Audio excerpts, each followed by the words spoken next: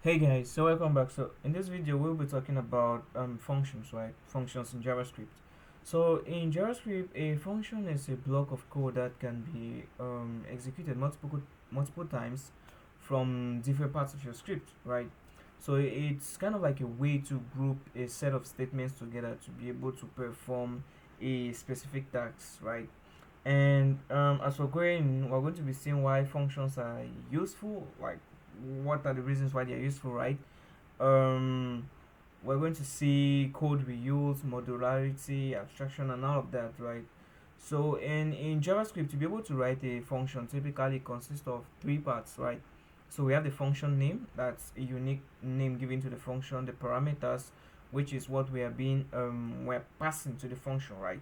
And then the function body, that's the code that we're going to execute once we um, start writing our code. So now we're going to have some couple of functions that we're going to now I'm going to now write here in my VS Code. So let me zoom. Let's create a first file. Let's call it example. Let's call it example1. Okay, JS, and let me zoom in. Okay, and I think I can reduce this out. Okay, zoom level 3. I think this should be visible enough. And so we're going to start with our first function, which is just a simple function that just greets, right? So okay, and okay, so we're just going to write function. Okay, and this is a function. We're going to say greetings, and it does nothing more than just login, saying hello world. Okay, so there's that. Okay, so from here I'm just gonna make sure that we can be able to see this in well, here, the terminal, or exactly here. So now once we write this hello world and we try to call, now for it to be able to get displayed, right? So this is how we write a function, like we said, the keyword, the function, then the name of the function, and then our body, right? This is our body, and in between these two curly brackets, that's where we can pass whatsoever we want to pass, that we earlier called or named as parameters, right?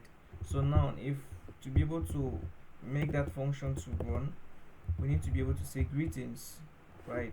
And we see here printed here, of course, hello world, which is what we had or what we wrote in our function body. Now we in the next part, we're just going to talk about like a function.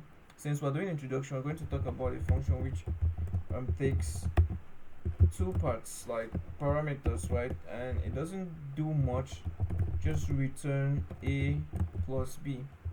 That's just all what it does. Okay, so now we're just gonna say console, or let's just call the log, not that one. We're just gonna call the log here, and we're just going to say add. We're going to pass 5 and 6, right? And we can see here exactly we have 11, which is our answer. If we pass 5, obviously we have 10. So that's like the basic behavior of a function, or like the basic structure of a function. Now when we're also talking about why we need these functions, we need them for code reuse, right? Like you can write a function once and use it multiple times, for example as a greet, right? We don't need to write greet every time and then, so we can just write a function passing the parameters and call it multiple times. That reduces code duplication. For modularity, we talk more of functions that help organize your code into smaller independent blocks, right?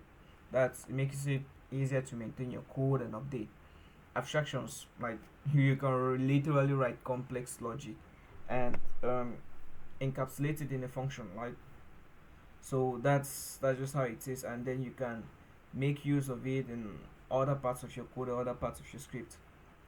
So that was that for this video, and thank you guys for watching.